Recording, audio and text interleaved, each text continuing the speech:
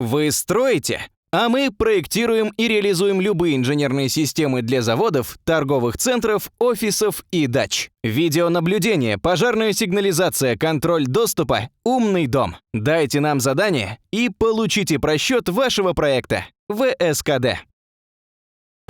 И мы снова в городе Кашгар Синьцзян-Уйгурского автономного района.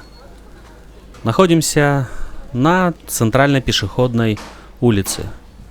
Хотя, по сути, весь центр города является одной такой большой пешеходной улицей. Даже несколькими пешеходными улицами. Здесь наблюдаем некое подобие, некую имитацию восточного базара. Хотя даже по-китайски местные рынки называются базар. Щербет – восточная сладость.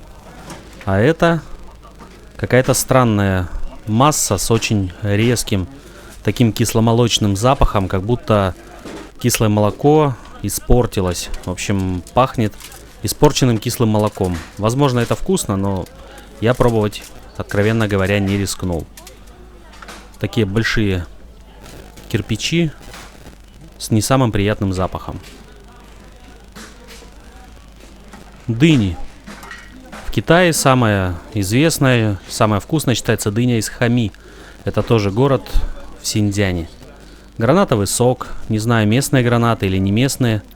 Но в Китае самые вкусные, самые сочные гранаты растут гораздо восточней, в провинции Шаньси.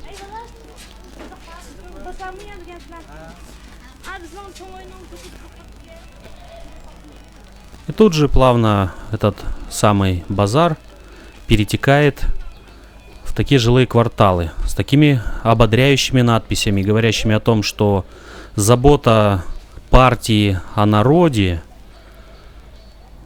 в общем-то, широка, и поэтому до конца притворим в жизнь какую-то там программу по оздоровлению населения. Так что даже в далеком Синьцзян-Уйгурском автономном районе, ну, судя по вот этим надписям, партия неустанно заботится о состоянии здоровья, в том числе народа. Стоматология. Тоже все написано по-уйгурски. Лишь пара иероглифов сиротливо. Так, подъезд. Да, выглядит так же, как и в какой-нибудь нашей российской старой хрущевке.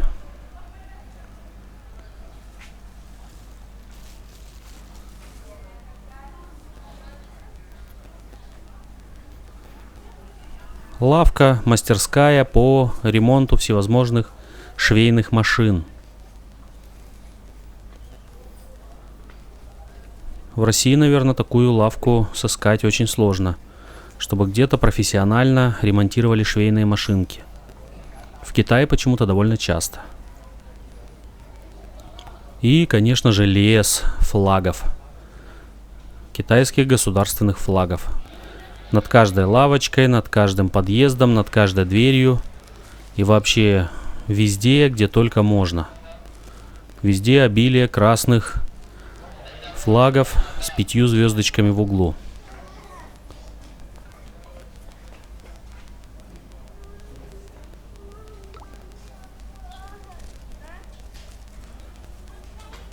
Вообще еще утро. Возможно, не все торговцы расположились. Но создается ощущение, что не все вот эти лотки, или как правильно их назвать, вот эти вот торговые тележки, не все они вообще используются. Потому что на многих видно такие следы запущенности. Толстый слой пыли.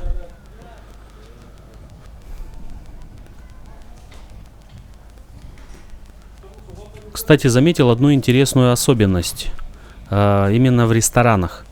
Если в Китае, в восточных каких-то провинциях, в центральных провинциях везде подчеркивают, допустим, ресторан халяльный, все строго халяльное. Здесь этого не пишут, здесь все халяльно по умолчанию. Все и так знают, что еда вполне себе халяльна. Кто не знает, повторюсь, халяль это означает, на арабском языке означает дозволенное. То есть то, что дозволяется мусульманам, в том числе и в еде. То есть не вся еда по канонам ислама полезна для мусульманина. Ну, наверное, знаете, да, свинину, например, кушать нельзя, алкоголь пить нельзя, музыку слушать нельзя. Да-да, музыка тоже является харамом, то есть запрещенным.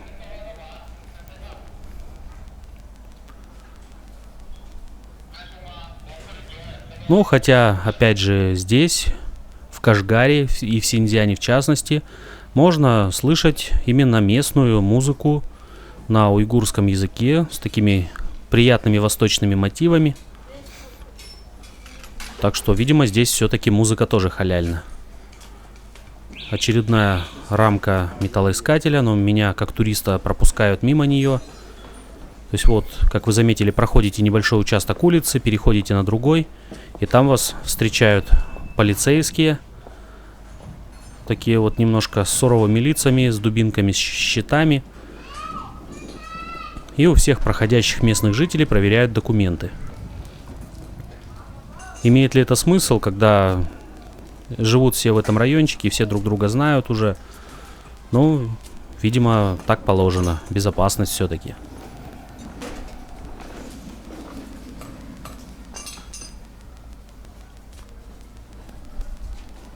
Тут вело-мото или авто, даже ремонтная мастерская. Поэтому все выглядит вот так серо.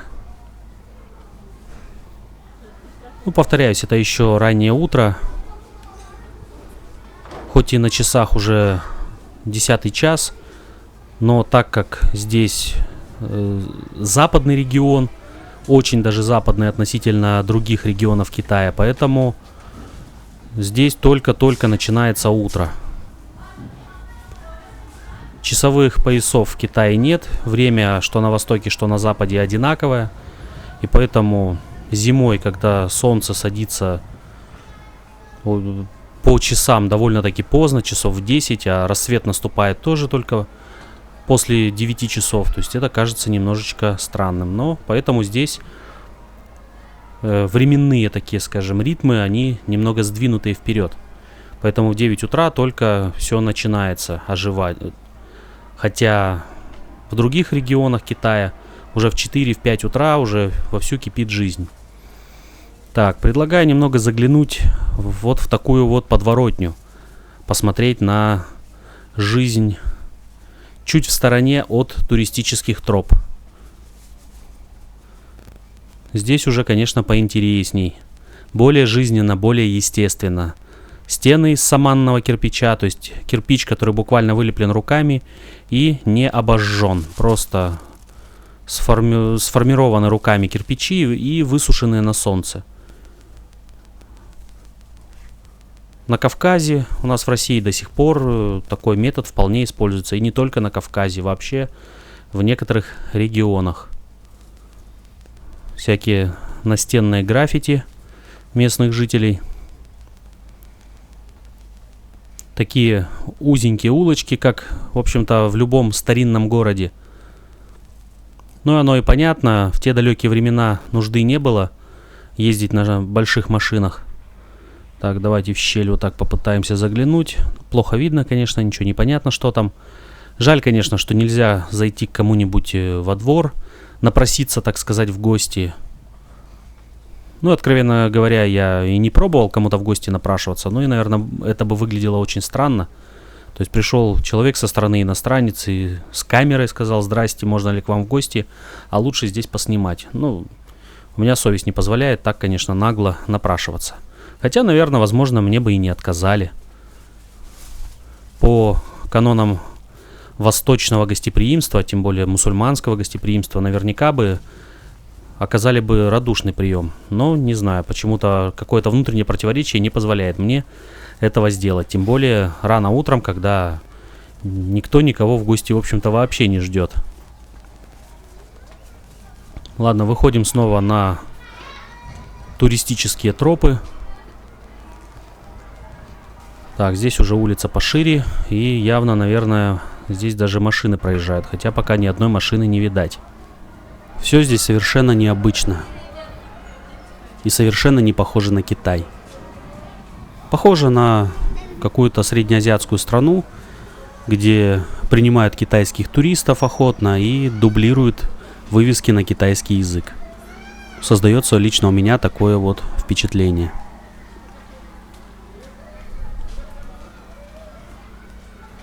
Вот таблички еще и дублируются на русский язык даже. Хотя, наверное, все-таки русские туристы сюда заезжают не так часто, как в какие-нибудь восточно-китайские города, либо южно-китайские.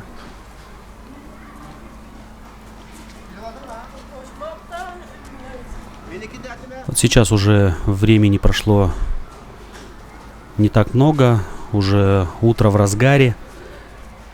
Люди спешат по своим делам, в школу, детей ведут, детские сады.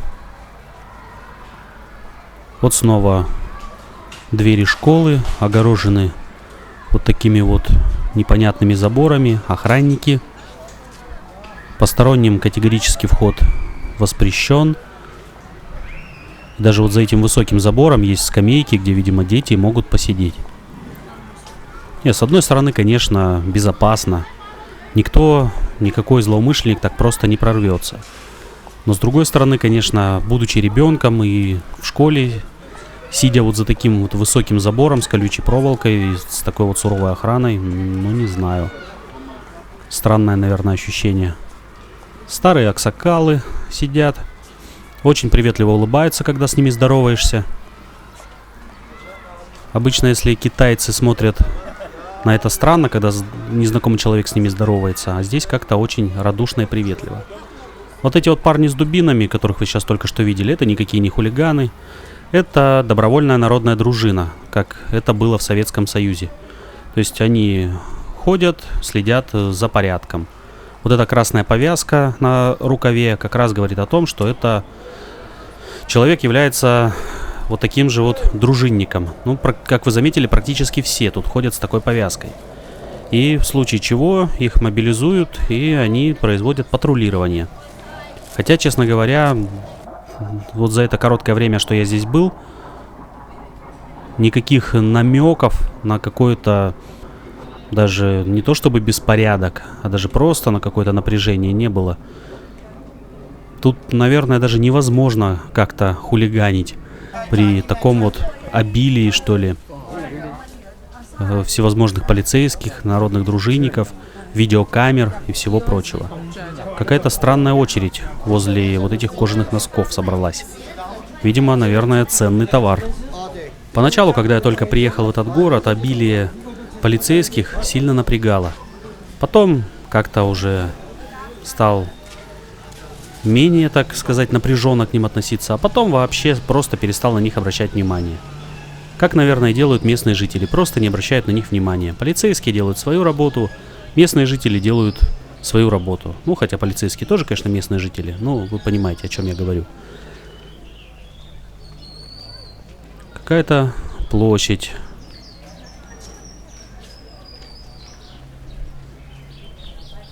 Это вот схема вот этого всего исторического центра города.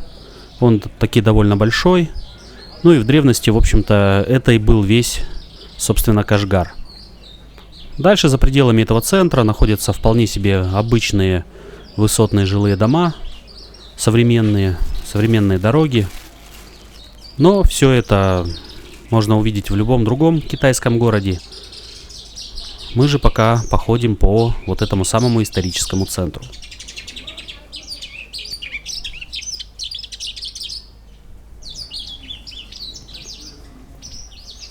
Здесь уже в этой части, конечно, все так просто.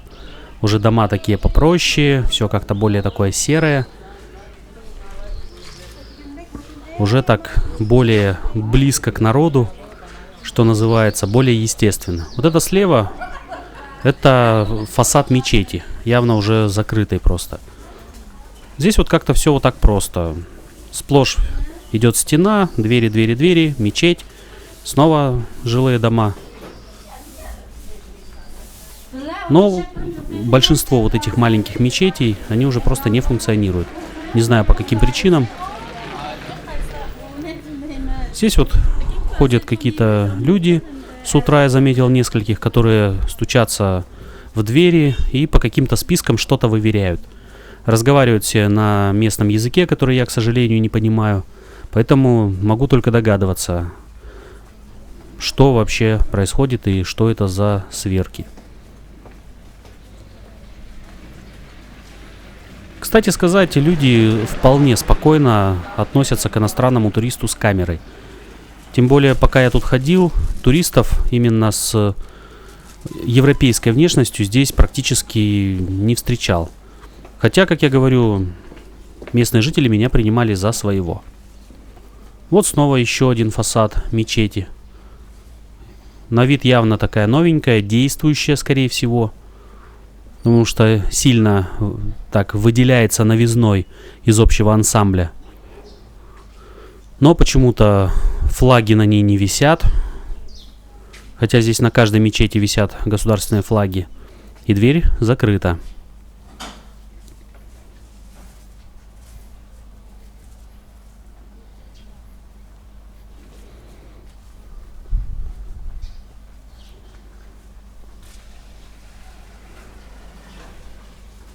Дверь открыта, но перегорожена шторкой, поэтому не видно, что там внутри происходит. Но и заходить, конечно же, мы не будем.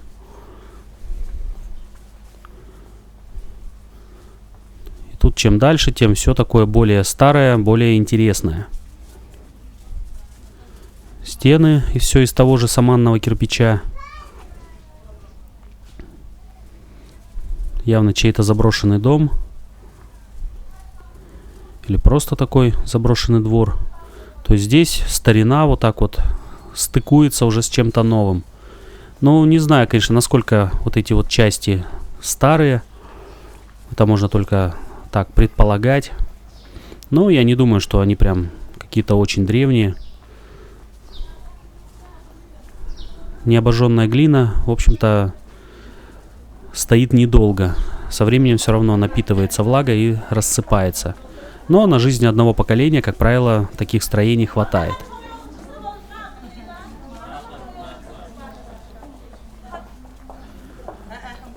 Конечно, чем дальше углубляешься во все вот эти улочки-переулочки, то понимаешь, чтобы здесь в них легко ориентироваться, наверное, здесь просто нужно родиться и вырасти. Потому что вот эти узенькие улочки, много закоулков, переулков, такие радостные, приветливые дети. И легко, короче говоря, здесь заблудиться. Поэтому сильно мы прям углубляться не будем. Так будем окраинами только заходить, смотреть и выходить снова на большие дороги, что называется, на туристические тропы. Ну, судя по канализационным люкам, все-таки все эти строения относительно новые, поэтому подведены уже все необходимые коммуникации для удобства, опять же. Ну, просто если бы не было всех этих коммуникаций, я думаю, нетрудно представить, куда бы девались все отходы. Просто бы все выливалось бы под ноги. И было бы, наверное, как в любом средневековом городе. Вонь, грязь и насекомые, болезни. И, в общем, все радости и прелести отсутствия канализации. Тут вообще интересно. Прям труба через проем в двери выходит куда-то наверх. Труба, наверное, явно не относится к отоплению. Возможно, это вытяжка просто от мангала или от печки какой-то, на которой еду готовят. Но периодически здесь такое встречается.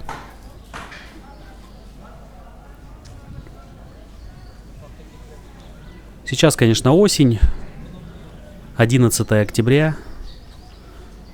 Не жарко, поэтому никто такие тканевые козырьки не навешивает. Солнце не печет, поэтому, видимо, их убирают. Но кое-где они несъемные, поэтому висят постоянно.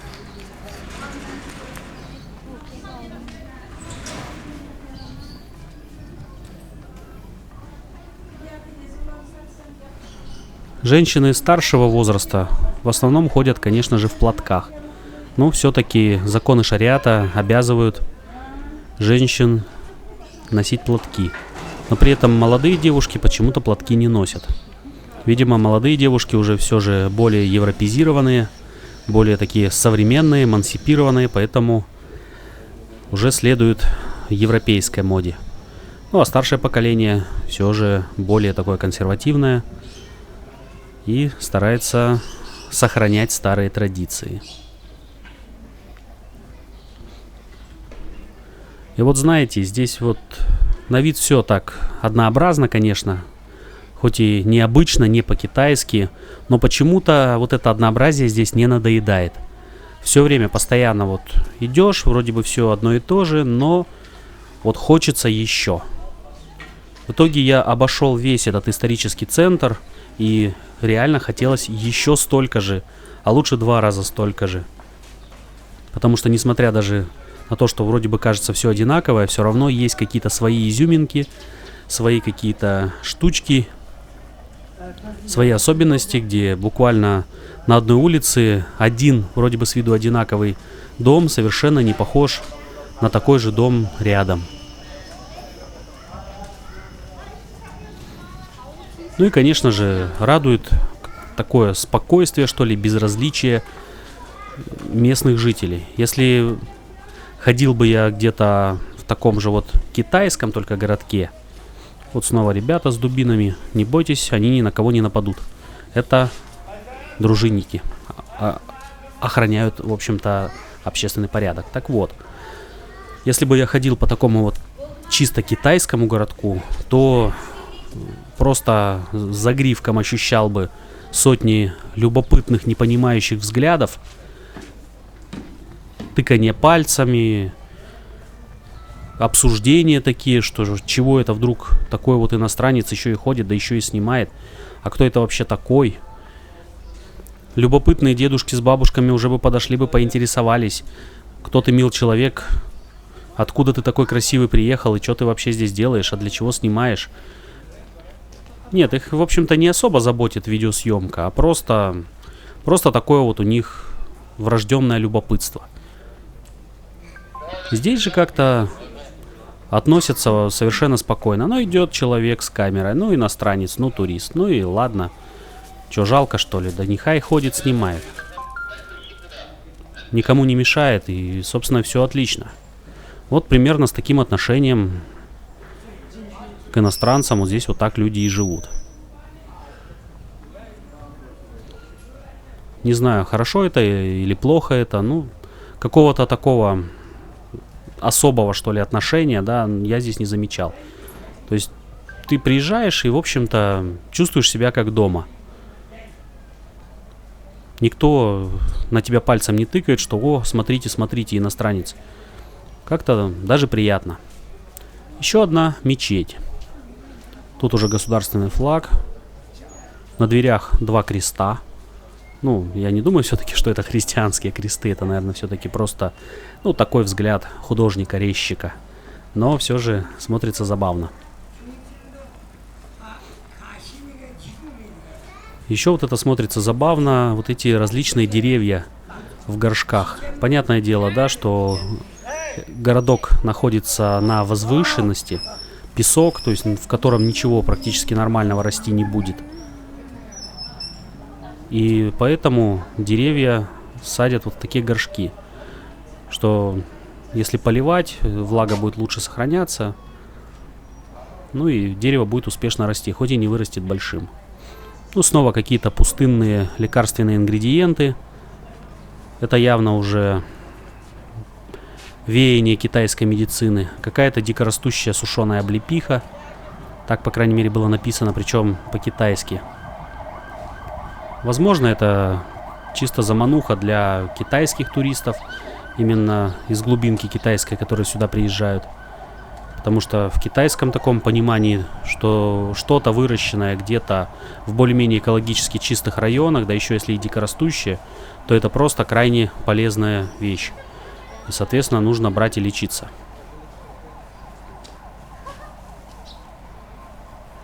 Голуби породистые, красавцы прям.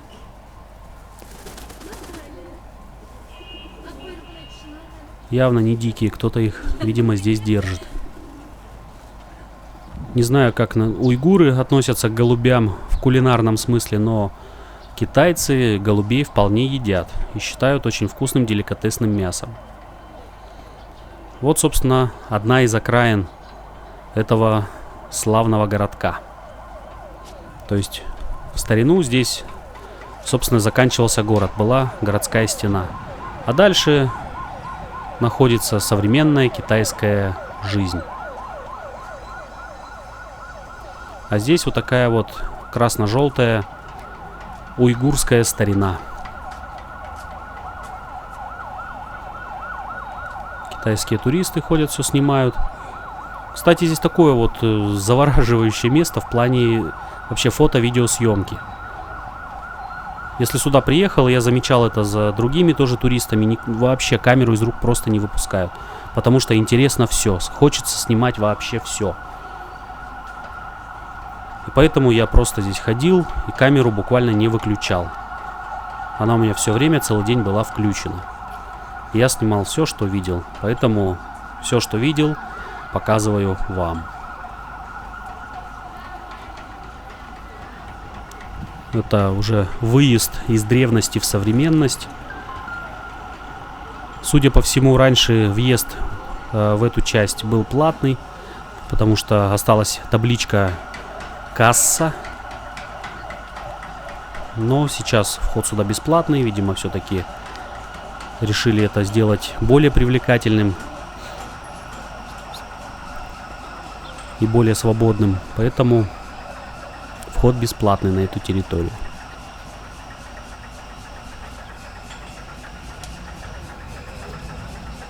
В этом крыле уже находятся всякие лавки. Здесь делают самсу из настоящей вкусной халяльной баранины. В Китае вкуснее, наверное, я ничего, по крайней мере, не ел. Вот в Кашгаре уйгуры готовили все просто шикарно. Видите, мясо просто лежит, а оно все аж в соке плавает. В общем, шикарная вещь. И везде, кроме баранины, я, собственно, здесь ничего и не видел. Корову, наверное, держать дорого. А бараны само то. Неприхотливые зверюшки. Да и вкусные в целом. Здесь жарят шашлык. Ну, еще не жарят, просто разогревают. Но почему-то в угли бросили несколько кусков мяса.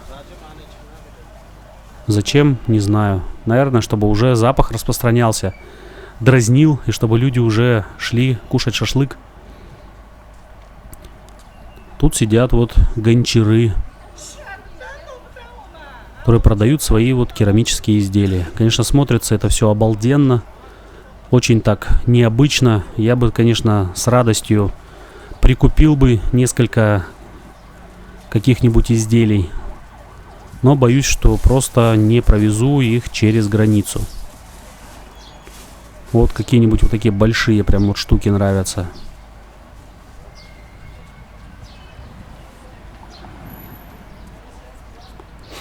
Но, может быть, как-нибудь в следующий раз, Бог даст, поеду снова в Кашгар и все же, наверное, чего-нибудь куплю.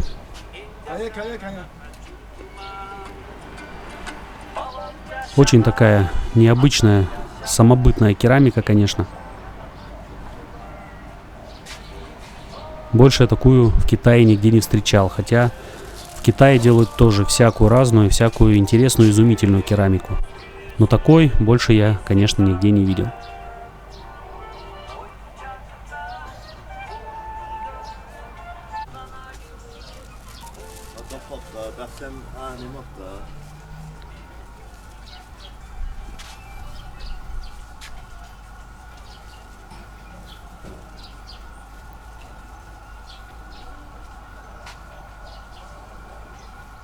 В древности, да, вот это вот были ходовые товары. О, деревянные ложки, как у нас когда-то на Руси. То есть в до-нефтяную эпоху основными такими товарами были приправы, пряности всевозможные, посуда. То есть тогда, если это было все предметы необходимости, сейчас, конечно, это больше все такое культурно-декоративное. Ну и, конечно, все равно уже здесь привнесено много уже из центрального Китая. То есть продаются такие уже, что называется, попсовые сувениры. Но обо всем об этом вы увидите в следующем выпуске.